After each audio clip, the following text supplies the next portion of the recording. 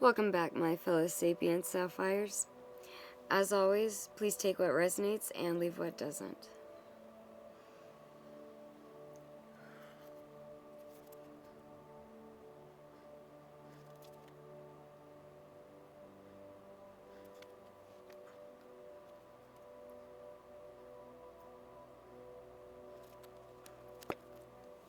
Okay, this is a very intense energy. Hold on.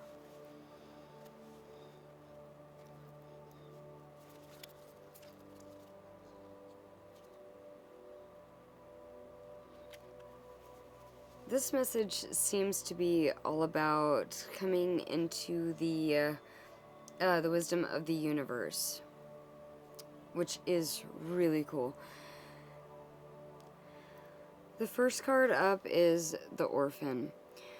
We have a hand reaching out, like, please, anything will help. But even the hand is in shadow. It's kind of like, even when your hand's out, you're still being obscured from sight. You're not being seen by other people. It feels like you're very much, or that you feel alone. Maybe you're not technically alone, but it doesn't feel like you're able to connect with anyone on any kind of a deeper level. And because of the shadow, it seems like the person is unable to see this blossoming flower right beneath them. They can easily, reach out a little further and grab it, but they've stopped just short. It's almost kind of like they can't see it. It makes sense with all of the stippling and the fact that this is kind of like I'll say the entire card's kind of like a void a little bit. But you're coming slowly into light. You're in the area of the card where things are clearing up, where you're starting to be able to see something. Snakes typically denotate wisdom. They are talking about forbidden knowledge, things that we weren't able to access before, but now we have kind of a fighting shot at being able to see behind that veil. It's very much seeming like someone is being given that opportunity right now. You're being wrapped in this forbidden knowledge. You're being shown the light ever so slowly, all so that you can see what's right in front of you, what's blossoming right before you. The second card I'm getting is the Mentor. I want to draw attention to the fact that there is kind of, I'm sure it'll be hard to see on my camera, but there's kind of like this little mini world inside of this larger world. This union, it could also be the union of opposites, of course, but this union is going to bring about it a new perspective. Owls could be important, snakes could be important, roses. Owls are another animal that's closely associated with the idea of wisdom and further knowledge. But I definitely see whatever connection this is, whatever union, it's going to be opening something up. Which brings us to our last card. And it's the mirroring that I have to take note. We have that circular, kind of inner image inside of the larger image. And then on this one, we even have the snake is encircling the person's hand. This one's called the One. We're getting to the center of it all. This is a really cool card to pick. I've never actually gotten to read this for someone before. I feel like this might be someone higher on their journey, but you're definitely getting into those places that you need to be. You are you're making those mental shifts. You're changing those preconceived mindsets. You're controlling your own reality, potentially. You've really come into knowing how things work. You're really starting to understand it. As I'm saying that, my heart is racing. It feels like a very happy time, but also the idea that all these structures come crashing down, that also brings with it potentially a lot of fear, a lot of worry, and might actually set you back in your journey. So definitely stay the course and keep doing what you're doing. You're doing an excellent job. Let me get just a couple of clarification cards. This came out in my last reading.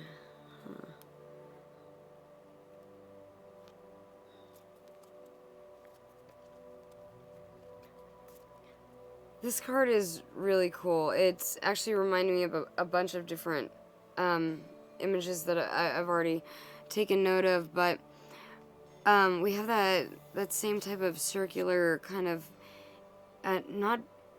It's like the anti-void. It's like an energy vortex. We have that again right here, and you're safeguarding it. You're keeping it to yourself. Maybe you're not telling everybody about it. And that's often a good idea to keep your progress to yourself, at least for a little bit, to keep it in a journal so you don't forget, and so that you could look back on your progress later and be like, oh yeah, I remember when I was there. So it's always a good idea to journal, and it definitely helps with the shadow work and everything, so highly recommend. We have this butterfly down here talking about a metamorphosis. I feel like this is one that you've already actually undergone, or you're potentially about to undergo this metamorphosis.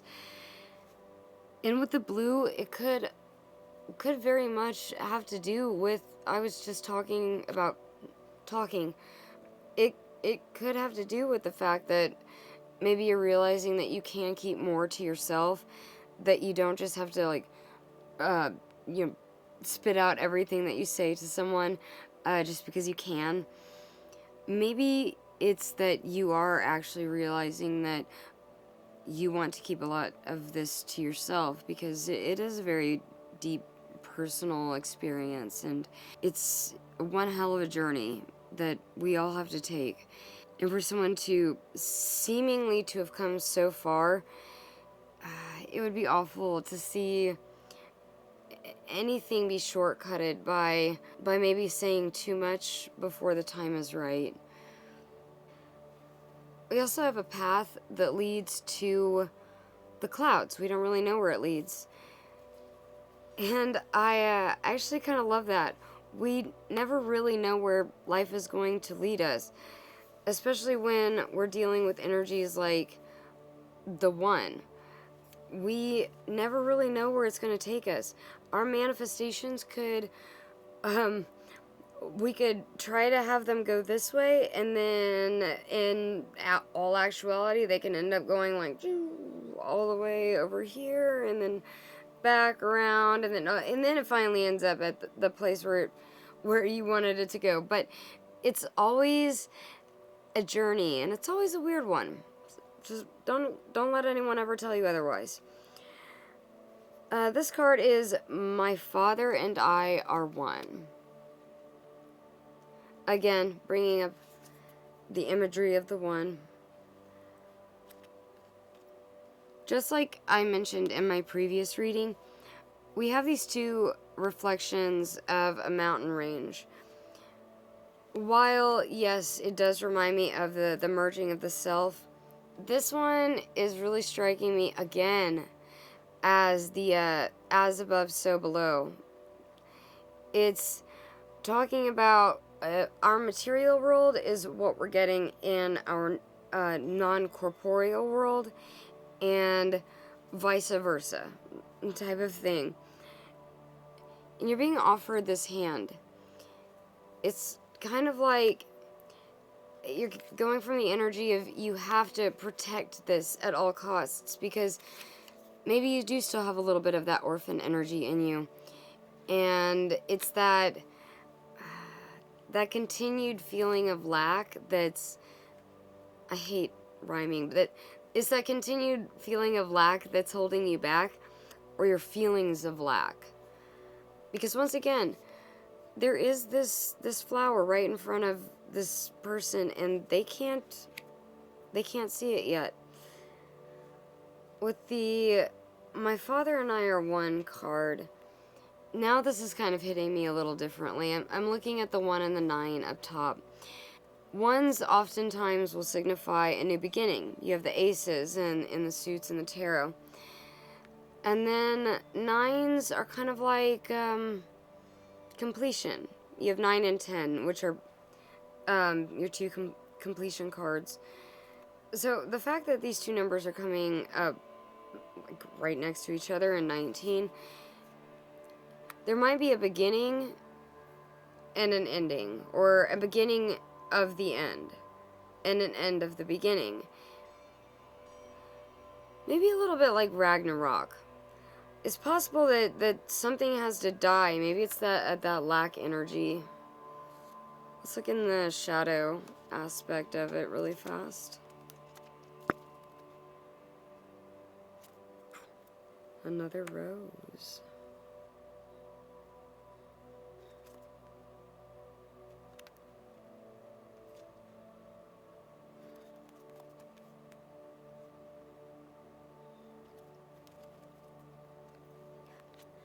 Our first shadow work card is Secrets. A relentless push to freedom.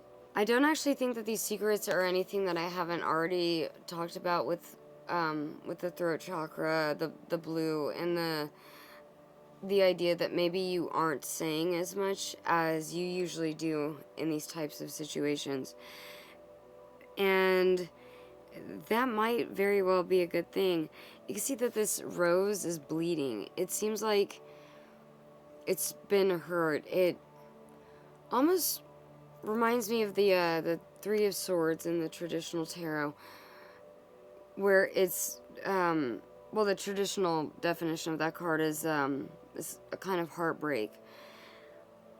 It seems like you are relentlessly pushing towards your freedom, but you've been given a lot of shit in your way. Like the orphan energy, that feeling of lack, that feeling that, oh god, my fake hair, that you have to like hold on and clutch everything.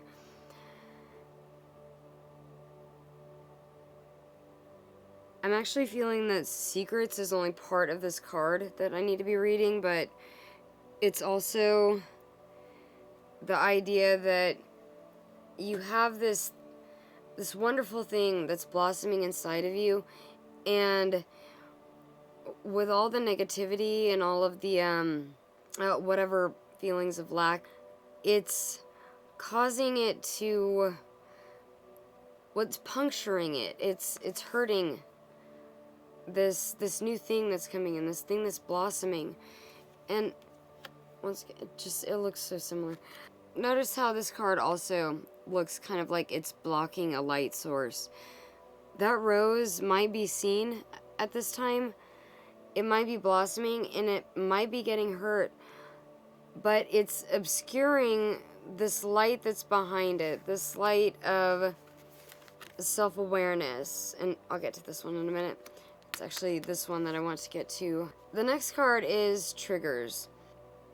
Immediately you can see, what is it, 3 different, well, technically, way more than that, different triangles. They're all the triangles of enlightenment, though, not manifestation. These are triggers that you're finding in kind of your last round of shadow work, perhaps. Intense emotional catalyst. There might be something involving those feelings of lack that I'm not going to do it again. I'm not going to say holding you back. But there's something to do with these feelings of lack that are really keeping you from moving forward into feeling this energy of the one. And that brings us to self-awareness. We have this little outside light right there. It also, once again, that rose feels like it's blocking the light from this card, but self-awareness isn't just taking a look at the mirror and saying, "Oh man, I suck. I should just quit this game called life now." It's taking a look in the mirror and being like, "Oh yeah, I really do have that problem. Let me work to change it." And then you do so. For true self-awareness, though, as the card says, you have to observe from a balanced perspective, which I think is that little bird's eye view light, just right up yonder. It's really maybe meditating and then taking yourself outside of yourself. And just, I've said it before, I'll say it again, taking that swim in Lake U for maybe the one of the last times that you do it. Who knows? It seems like self-awareness right now is incredibly important to this journey, into the last steps of your journey. And then the one that I kept over here, I don't feel like the name of the card is all that important, although it's called Shadow Name if you want to know. Unlock the mystery of your shadow. The words up above that little temple, know thy heart. And as I say that, I mean, there's this heart that's just emanating this brilliant light from it. And it gives me a feeling of butterflies. I would really love this for you guys. The key is knowing yourself inside and out, as they say, having that self-awareness to do so. Really taking that bird's eye view, really taking a look at what you're saying, what your triggers are, what things that are holding you back, what things do you feel that you lack, what type of mentorship or merging do you still need to do with self or with someone else even. Like I said, this could have to do with some sort of a partner, your soul tribe, soulmate, however you want to term it. But it can also be very internal. Unlocking the mystery of your shadow, though, that's something that a lot of people never get to in their journey. And it's the one thing that can open up the one for us. Knowing thyself means that we don't just know ourselves. We know you. We know the person next door. We know our cousin, our second cousin. We know our mother, father. We know our dog, our cat. We know that even this table is vibrating with a bunch of little strings that connect to each and every other bit of matter. We know that we are connected to the one, that we have that spark inside of us. It's that spark that resides within your heart and your solar plexus, the two places that that when you are feeling just so happy and elated, those are the places that really feel something. They're the ones that really undergo these changes. You feel like you have butterflies. Maybe it feels like you're on a roller coaster.